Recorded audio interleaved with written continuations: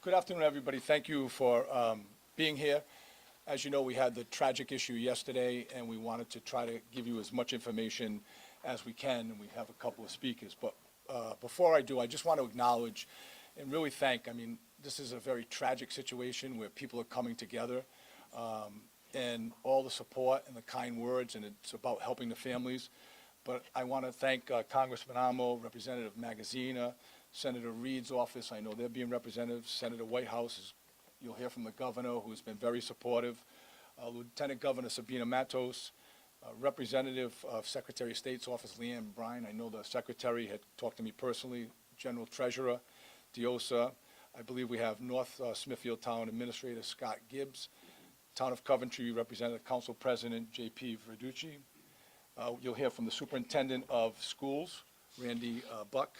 And we have the Council President Mercer, members of the Council, members of the School Committee, as well as the Pawtucket Athletic Director, Dino, as well as many others. And if I missed any, I'm not going to go through the individual. We have Ron Bopey from the union, but this is where a community comes together in these very difficult times. I just want to recognize and also thank all of the responding organizations for their family, at the Family Assistance Service, as well as all of the others, but the Pawtucket EMA and the certain volunteers, the Rhode Island Emergency Management, Providence Emergency Management, Red Cross, Family Service of Rhode Island Medical Service Corps, Tide Family Services, Dorian Rave from the Rhode Island Crime Victims, and really somebody that was so helpful, but a partner was Ripta, who helped us yesterday in the very heart of the issue. So, on behalf of the City of Pawtucket, we are deeply overwhelmed from the tremendous outpour of support that we've received across our state, and you see it here, supporting it. Yesterday, our community, but many communities, our state experienced an unthinkable tragedy and at the Dennis M. Lynch Arena. What should have been a joyful gathering of students, parents, athletes, and families and their friends became a moment of really frustrating and turmoil, and it's shaken the community of Pawtucket and the communities of all the representatives that are here in the state, as well as the core hockey community. I know Mayor Lombardi is here, also Mayor De Silva, and their communities were affected. So this is a statewide issue. And today we stand here all together with heavy hearts.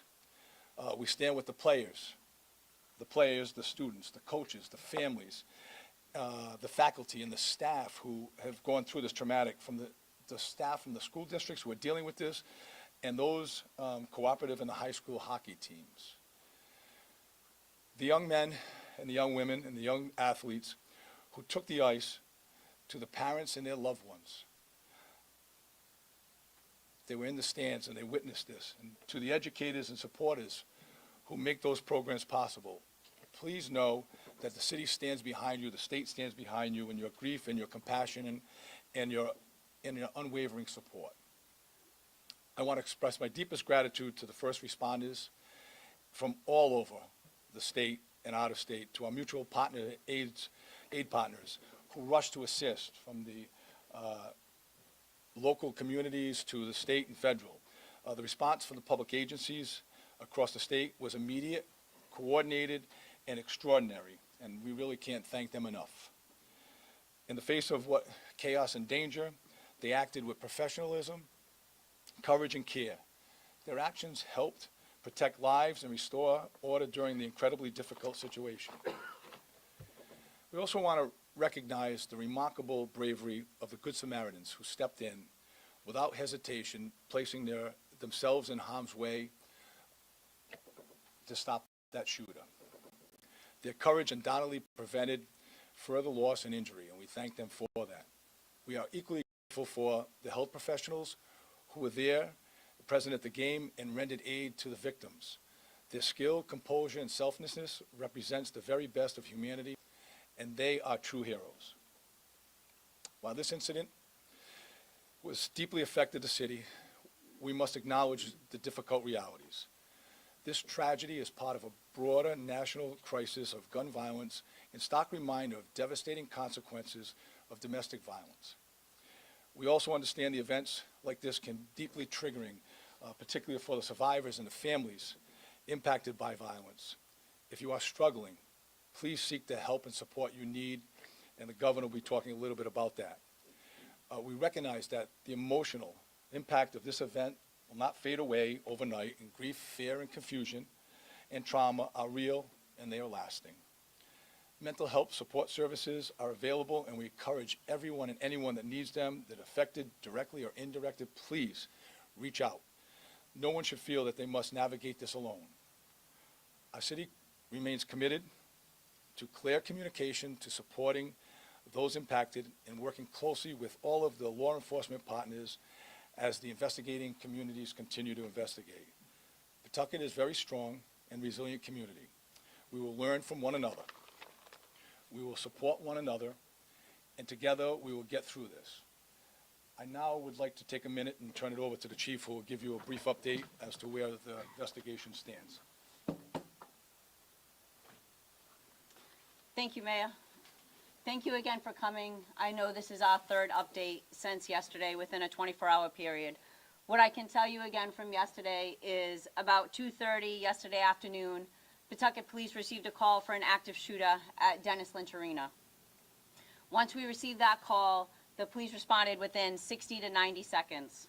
What we learned was that there was an individual suspect inside Lynch Arena that had fired upon family members. What I can confirm now is that the suspect was Robert Dorgan. His date of birth is July 15th of 1969. One of the victims was his ex-wife, Rhonda Dorgan, and also his son, adult son Aiden Dorgan. Rhonda succumbed to her injuries on scene at Lynch Arena, and the son Aiden succumbed to his injuries after being transported to the hospital. We have three other individuals, Linda Dorgan and Gerald Dorgan, which are the parents of Rhonda. They are at the hospital now. They are in critical care, and we continue to receive updates about their status. The final victim was Thomas Geruso. He is a family friend of the family, and he is also in critical care at the hospital, and we continue to monitor his progress. What I can tell you is that they were all at the event for a son, a juvenile son who was playing hockey. It was their senior night, and there was no expectations or any indication that there was going to be any type of violence yesterday at the arena. I can tell you that individuals on site, several bystanders, I would say that probably whether they have been family or friends of the individuals playing hockey, stepped in, they intervened, and at least 3 bystanders were able to circum the suspect. At that time, the suspect did reach for a second firearm, and he did inflict a self-inflicted gunshot wound, which is what he succumbed to on scene. I can tell you that there were first responders on scene outside of Pawtucket, several nurses, several firefighters, and they also rendered aid to the victims until fire personnel responded. Once police responded, obviously we were met with a tremendous amount of people exiting the arena.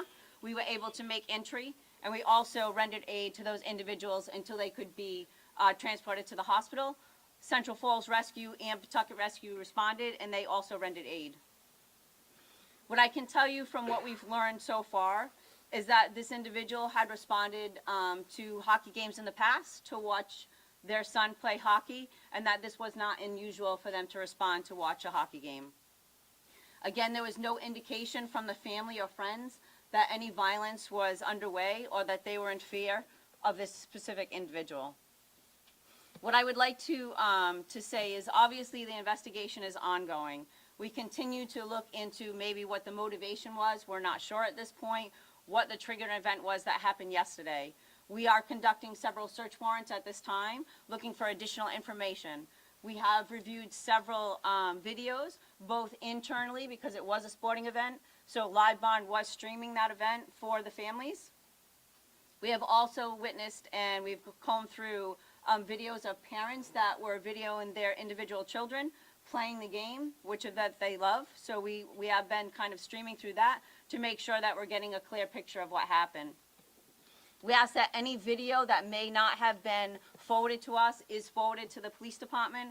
We also ask that information that's coming out only come out through, obviously, the Pawtucket Police Department in the city of Pawtucket. We will be the ones that are pushing out the facts to you. So if you have questions, again, we ask that you reach out to us specifically, and not to rely on social media posts. Those posts that are be putting out there are not necessarily accurate, and they're trying to spin a story in a different way. So we ask that you rely on the information that we're giving you.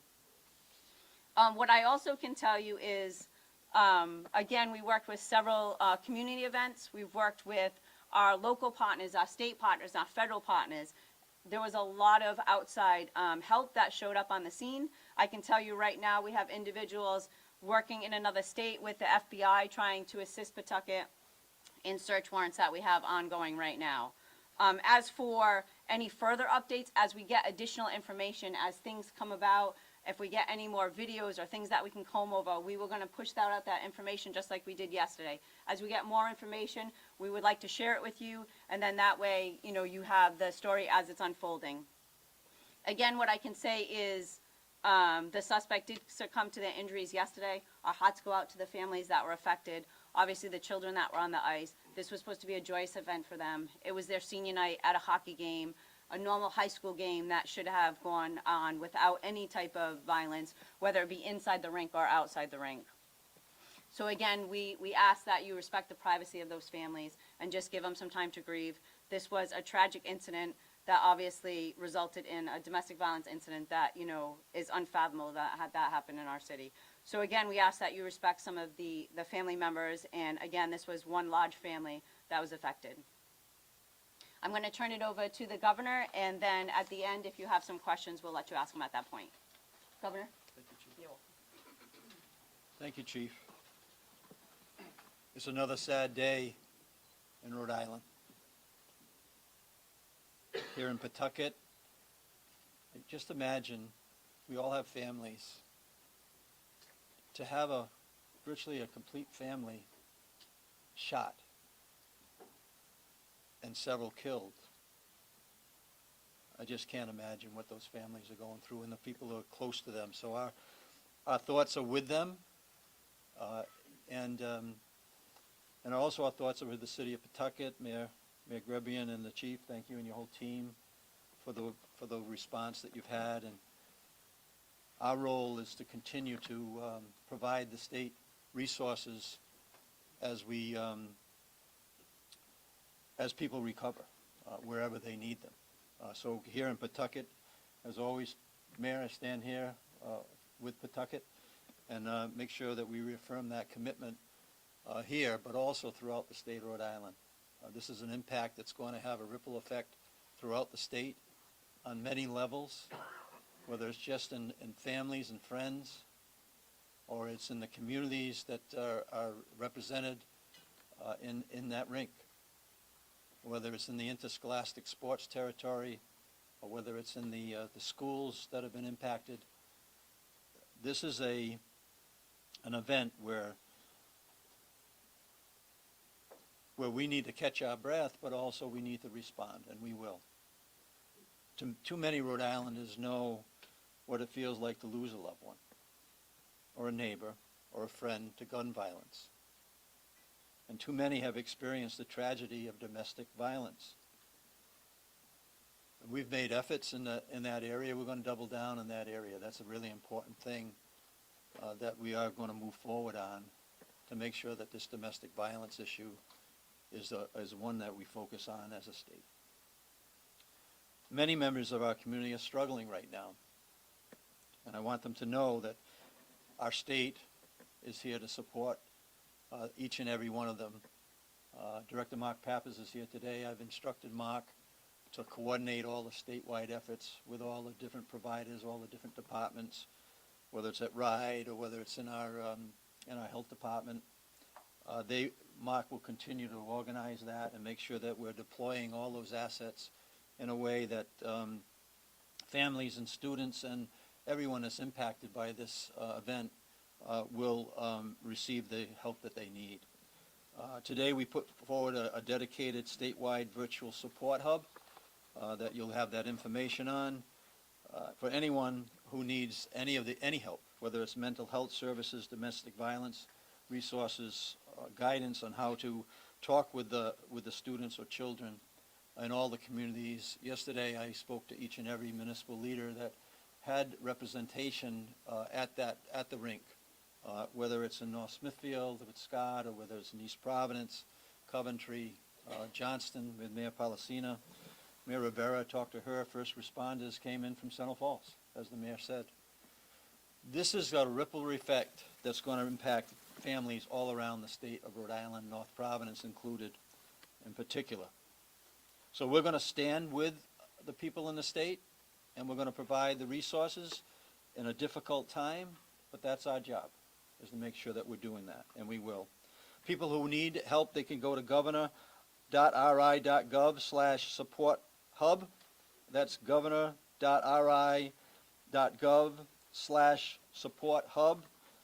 They can see all the resources that will be available to them, and we'll continue to be on the ground, making sure that we're doing everything we can to make sure that we respond in a compassionate and thoughtful way. With that, I'll let Commissioner Infante-Green come up and speak about the issues that are impacting the LEAs, all the education, all the students in the state. Thank you, Governor. Thank you, Mayor, for all the work. My heart is with the family and students who were impacted directly or indirectly by the shooting at the arena yesterday. Rhode Island is such a small state that the impact of this violence is being felt by all of us, especially students across our state. School and sporting events should be a safe place, a place of joy, a place of unity. Because we're so small, we know someone that was impacted by this tragedy, either directly through that person or somebody that was a spectator, but this has impacted our entire state. The unity that we saw when spectators came to support is the unity that we have in Rhode Island, especially at our sporting events. We are one. So we want to thank them, and we want to continue to move as a community. So I say to the students and the families that are listening, we are here. We're here to support you. You're not alone. Just because schools are closed this week, we are working, all of government is working to support you. There's a community of people here for you. If you need help during this hard time, and any of you that have seen the video, just by watching what happened, raises our anxiety. Ask for help. If you need immediate help, please contact 988, the Suicide and Crisis Line. You don't have to wait to go back to school. The Rhode Island Department of Education will have resources on the website. We will also be linking to the governor's website, but there will be supports on how to talk to your students, how to have conversations from students to students, what the teachers can do in preparation for school to return and for the schools that are currently open this week. There will also be other